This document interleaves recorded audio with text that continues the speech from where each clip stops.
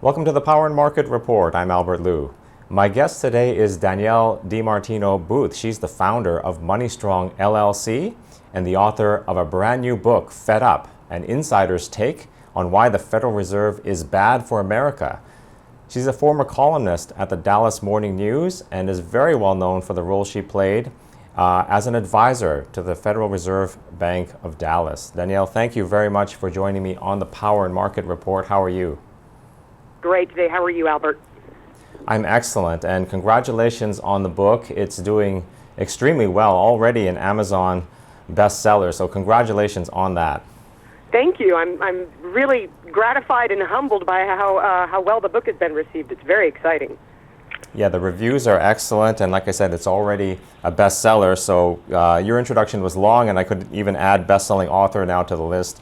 I want to talk about this book. I'm not all the way through it yet, but I'm really enjoying this book. I think you did a fine job on it, and I really enjoy your story. The story of the financial crisis has been told many times, but really not from an insider's perspective, and I really enjoyed that. So your book has accompanied me everywhere I go for the last couple days, and when my son, I have a 3-year-old son, he saw me carrying the book, he looked at the cover, and you have a picture of the Eccles building on there. Just get a nice shot of this cover. He says, "Daddy, is that your office?" And I said, no, I don't work at the Federal Reserve, and I've got to tell my wife, if something ever happens to me, make sure my children know that I never worked there. But you did, and you had very noble intentions, and it's a very unusual story because you're not a PhD economist. I like to say you have marketable skills. You worked in fixed income, you're a great writer, you had a very successful column. Can you talk about the story of how you transitioned from that career into the advisory role at the Fed and why you did it? Well, so it helps to back up a little bit and understand that after 9/11, and I did work in the fixed income markets, and it had a profound effect on me, and I ended up moving to Dallas to be with the man I would marry. And when I left Wall Street, I signed a non-compete and agreed to leave the industry for a little while, which is how I ended up going from Wall Street to a newspaper in the first place.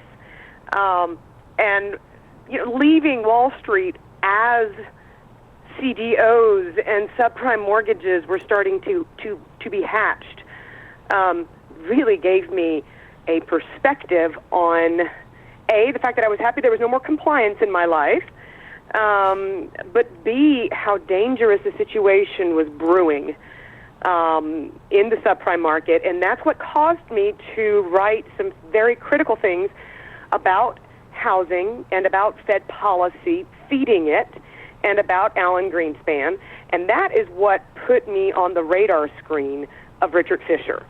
So when he came calling, being that he also was not an MBA, being that he also was not a PhD in economics, he was like me. We're finance-oriented people who started on Wall Street. That's when he came calling and ended up having me become kind of his markets intelligence person. Before every FOMC meeting, I would come up to New York City and I would ask around the trading desks and what have you, what's going on? Tell me. And it was akin to the role of a priest because people were delighted to tell me exactly what was happening in the markets. I would report back to Richard Fisher, and off he would go to the FOMC meetings, armed to the teeth. Now, the way you describe it in the book, though, it doesn't sound like the position started as a glamorous role. They didn't come in and say, be Richard Fisher's right-hand man, and you weren't exactly parking the cars, but you weren't exactly in the inner circle. I came in the lowest possible rung, if you will, especially for my age and experience and resume and what have you. But you mentioned nobility earlier, and I felt it was just a tremendous privilege to be asked to come into the Federal Reserve in any capacity. Though I quickly learned it was anything but a welcoming place. It was something of a rude awakening. And when I left to go on bed rest with my twins, that is kind of when I started communicating directly with Richard Fisher, and that was kind of in mid-2007 when things really started to click in terms of my eventual role as one of his closest advisors. Okay.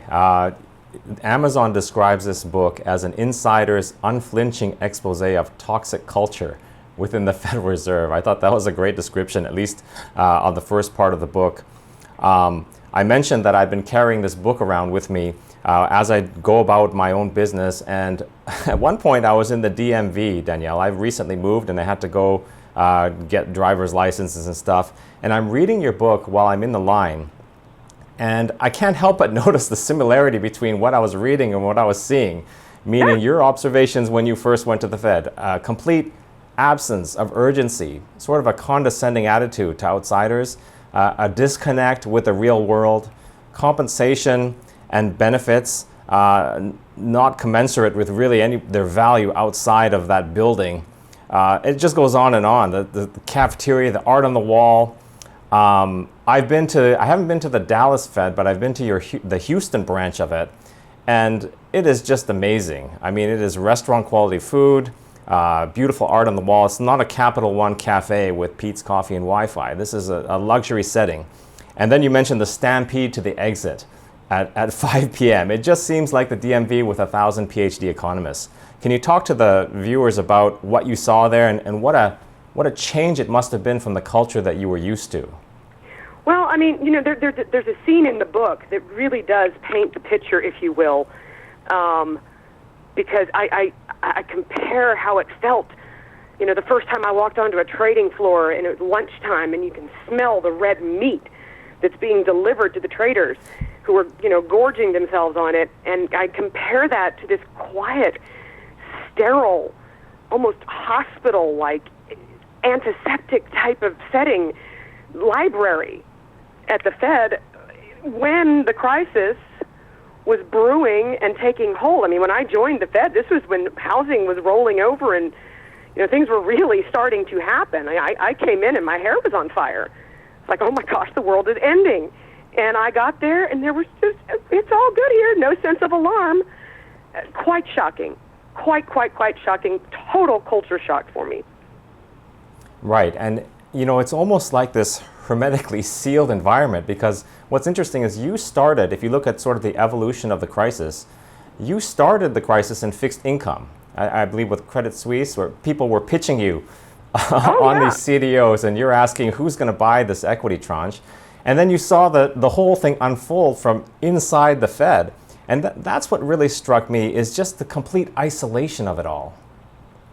Yeah, I mean, it's, I went from witnessing the creation of the toxicity inside the organization I was working at Credit Suisse. It's interesting. Bloomberg Businessweek magazine, while I was at the Fed, ended up doing a story on one of these CDOs, that was underwritten by Credit Suisse. I mean, it got into the fraud and at Countrywide, and it took a deep dive, and it was so bizarre for me to see that years later, long after I'd left Wall Street, but to see it laid out like that, and I had constant flashbacks. Who would buy that equity tranche? And in the end, of course, everybody wanted the equity tranche. It was the hottest ticket in town. But again, inside the Fed, as these toxic securities were blowing up, and they were blowing up at Landesbanks in Germany. They were blowing up in totally unrelated places, which screamed systemic risk. It was just like nothing to see here, folks. Move on. Right, and they seem to be immune from outside influence. You were a columnist, and so, you're getting inundated with public feedback every day or every week on your columns, whereas if Ben Bernanke starts a blog, they'll shut off the comments because they're not interested. And isn't that a big problem, that just the fact that they're so isolated from what's going on in the markets? It was very, they had this dynamic organization downtown, the New York Markets desk, and they tried to stay on top of everything that was going on in the markets. But it seemed like a lot of the information that came from New York was just kind of like, oh, that's what they do up there. We don't really need to concern ourselves too much with it. And when I would look at some of the economic briefings that would come out, I would kind of be surprised at, how little real world was actually flowing into the analysis that most of these Fed presidents were taking to Washington with them. Right, and it sounds like the problem is something that perhaps you went there to help solve and maybe was worse than you even imagined when you started. But here's an example. You have 2 master's degrees, and it sounds like you might as well have had a GED the way they treated you. And I'm not knocking high school, but my point is that they didn't give you credit really for any of your accomplishments up until that point. How did you deal with that, and what were you and Richard Fisher trying to accomplish from Dallas? Well, so bear in mind, Richard Fisher had been in the administration. He was kind of the chief architect of NAFTA, and before that he started a hedge fund, and before that he worked at Brown Brothers. And so he was certainly not just the president of the Federal Reserve Bank of Dallas. I mean, his experience was much deeper than that. But he did have Texas roots, and I think that he thought that he could make a difference. And I was really excited to work for him because I thought we could make a difference. And boy, were we wrong. One of the phrases I use in the book, and it's the most apt description I can try and give you, is that we found that the institution was too big to fight. And consider people like Jeremy Stein, a brilliant academic economist from Harvard, who happened to be, admirably, somebody who appreciated the financial markets, the real world, and he stayed for his minimum of 2 years and left. So it wasn't just me, and it wasn't just Fisher. It was a lot of real-world types who found the institution to be, as I said, too big to fight. Now that may have been the case from sort of the internal official channels that you had, but you certainly made a difference on the outside, meaning through the media appearances. And Richard Fisher was one of the few people we could count on to come out once in a while and speak frankly. He's done it a couple times, and I wonder what was the reaction from within the Fed? I imagine that sort of thing is highly discouraged. Not perfectly favorably at all. If you read, I don't know if you've gotten to some of the parts of the book that speak to, Bernanke's increasing irritation with Richard Fisher, because that's really what it was. He was increasingly irritated with the man because he was like a cowboy who'd ridden, right off the reservation, and he was uncontrollable. But you shouldn't be controlled, and it shouldn't be an objective at the institution to control the thinking and control the thought. It should be an institution where dissent is encouraged. But I found that to be not to be the case. Right, and the irony is that they like to talk about their collegial approach, and they invite debate and whatnot, but it sounds like that's actually not the case. It was Bernanke made great. He made a lot of noise about bringing transparency back to the institution and kind of facilitating this spirit of debate among policymakers. But by the same token, if you look at, for example, taking the interest rate to the zero bound, which happened in December of 2008, it was, we have to provide a united front on this. Have to. And it gives you, and this is in the transcripts. This is not me saying it. Most of the book is in fact not my words. I go ahead and use their words. And dissent was just discouraged. I don't care what they say. And you make a point at some point, I think, in the book, talking about the transcripts of the meetings and how these things are massaged and edited. And do they bear any resemblance to the actual policy debates that go on that I guess seem to happen actually before the meeting, What use are these transcripts that we get of the meetings? Well, I think that it's quite shocking that I have been told by Fed officials who know more than I do that even the transcripts can be scrubbed here and there, which is just beyond eye-opening when you consider the fact that they sit on them for 5 whole years, which defies explanation, if you ask me. Why on earth an institution that is theoretically accountable to Congress and to the American people, why they should benefit from this cloak of secrecy for 5 years is absolutely beyond me. Right. It seems like it's become just another policy tool, another, like forward guidance and other things, just another way of manipulating the markets to have sort of the market do its work. The meeting minutes certainly are. I think part of the reason that we're on a tight 3-week schedule. Every 3 weeks we get a Fed statement. Every 3 weeks 3 weeks that follow after that we get the minutes. I think that part of that is just abject, outright manipulation of the market and making sure that if for some reason the message of the actual statement is mistranslated, misconstrued by the market, well, then they can use the minutes 3 weeks later to clear up any misunderstandings. Right, and do you suspect or do you know of any instances where the media is used for that purpose? Meaning the media is used to massage the message after it's gone out? Well, there were FOIA requests that were made that showed a tremendous amount of conversations between the Wall Street Journal's John Hilsenrath and the head of the New York Fed and Ben Bernanke himself. So that's not, again, there's no conjecture here. This is a matter of public record, even though it was public record that had to be requested. Okay, I want to shift gears a little bit back to what we were talking about at the beginning. You started this journey hoping to change things from the inside. That proved to be rather difficult. There are many of us, me included, who feel that we actually don't need a central bank.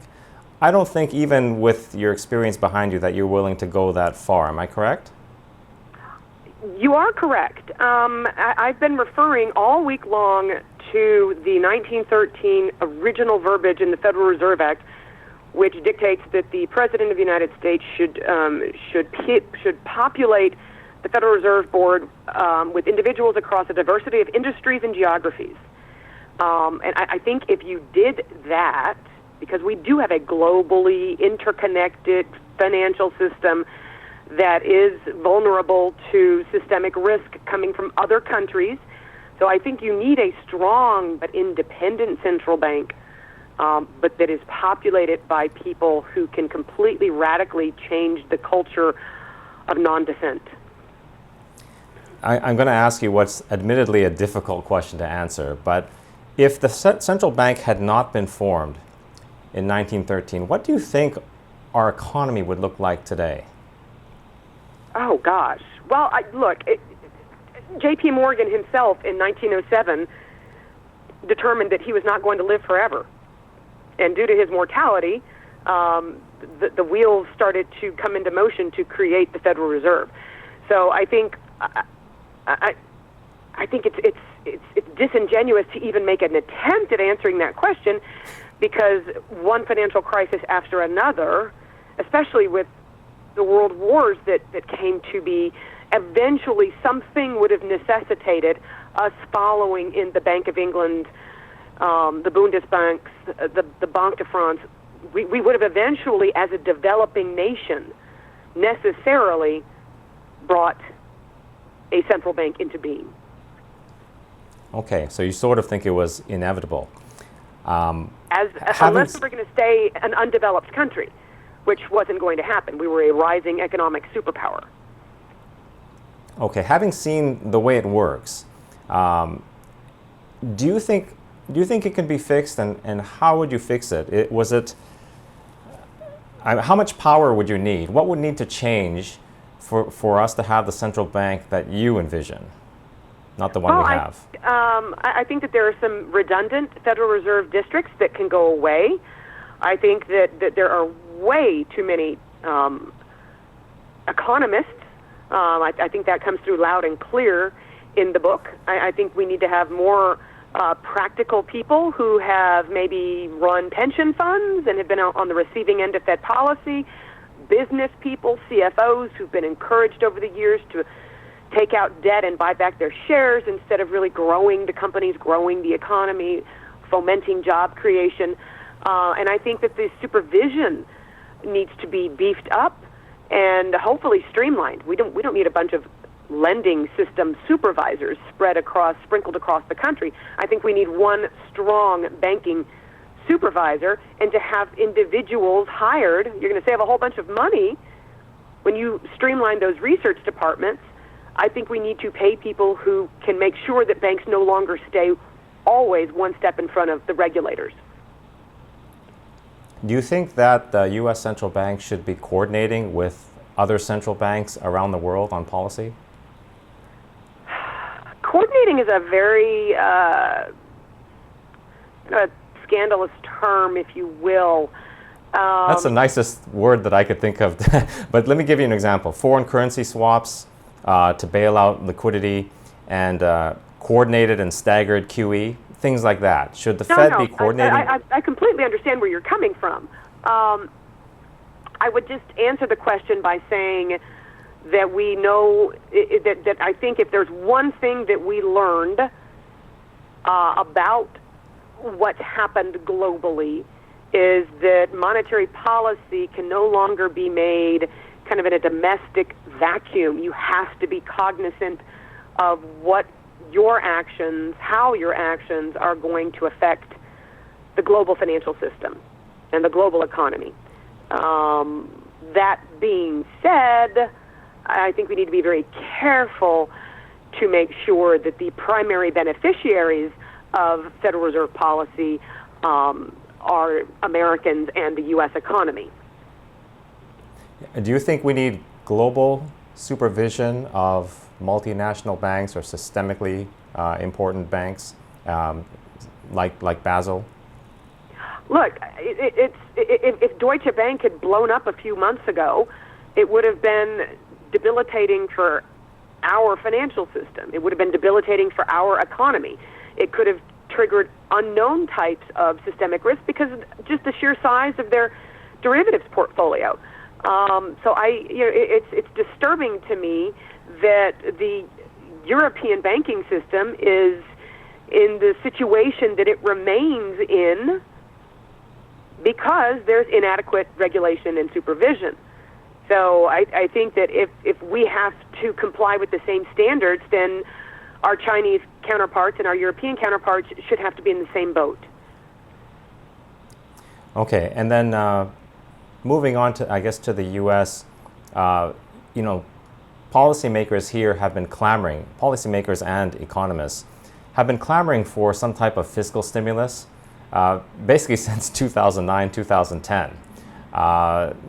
Maybe they knew that their stimulative efforts on the monetary side wouldn't be enough. So we're probably going to get that. It seems like the political environment is such that we will get that. Should monetary policy be coordinated with fiscal policy?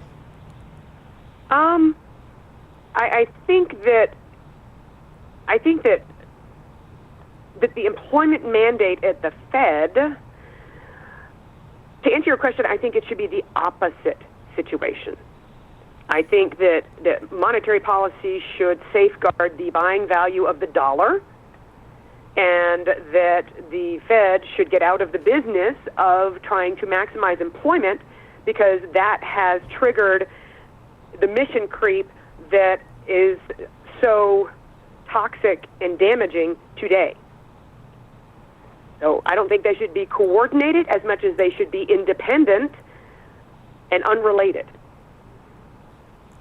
Okay, and I'm going to start closing this out, Danielle. I know you got to run. Let's say I had one wish, and I used that to make Richard Fisher and you chair and vice chair of the Fed, respectively. What would you do with a balance sheet of over $4 trillion? Well, I would do what was originally agreed to be done when the doves strong-armed the hawks into engaging in further iterations of quantitative easing They vowed and committed at the time to unwind the Fed's balance sheet just as soon as the markets and the economy were on a stable footing. Well, that should have started around 2012. So unfortunately, we are... Can I interrupt for a second? Would you have raised interest rates back in 2012? Oh, yes, absolutely. We were fighting for that rather than fighting about, should it be 10 or $15 billion of tapering. No. We were definitely fighting to normalize interest rates much earlier on. It might have put the economy back into a recession, but we could see the writing on the wall that there was financial instability that was being brewed in the system that would cause problems further down the line. Now you're in the third longest economic expansion in U.S. history, which suggests to me that we are at risk of going into a recession, and we're at risk of the economic data peaking despite the fiscal stimulus that appears to be coming. So you almost have to wait until the recession comes and goes to really shrink the balance sheet. But once that does happen, let's get on it. So you're saying hold steady through the next cycle and try to take care of it on the other side. I think that you can naturally and clearly communicate that this reinvestment business is going to come to an end, but you can only do so much tightening if the economy is going into recession. And you're talking about shrinking the balance sheet, that's active tightening. Cessation of reinvestment will start to naturally take care of that process, and I think that could be a first step. Okay. I want to close by just talking about your efforts with Money Strong LLC. You do talk a little bit about your personal life in this book, your background, your upbringing, and I think this company is not called Credit Strong for a reason. So can you talk about sort of this company, your upbringing, and the mission I think that you're on, what you're trying to achieve with everything you're doing, the books, the interviews, everything you're trying to do. Tell us where that's going. So my mission in life is to help educate the American people so that we turn our backs on the culture that's been encouraged by Federal Reserve policy, that is trying to create economic growth by generating debt and credit. I think we should go back to being a nation of people who save and invest. It's not that debt does not have a place, but what's wrong with saving money for a 20% down payment on a mortgage before you buy that house? Why do you need to have a 3.5% down payment? Don't buy it if you can't afford it. Live within your means. Live within your means if you're a corporation. Live within your means if you're a country. Let's just start living within our means again. And I think that would make us much less vulnerable to one day potentially losing the dollar status. Such a contrarian. Good advice, though, Danielle. The website is DiMartinoBooth.com. Her company is Money Strong LLC. You can pick up this book, They're Fed Up. I highly recommend it. I'm halfway through, and it's 5 stars all the way. I guarantee it. Thank you, Danielle, for joining me on the program. I've really enjoyed the discussion. Thank you so much for having me. I did as well, Albert. Take care. Take care.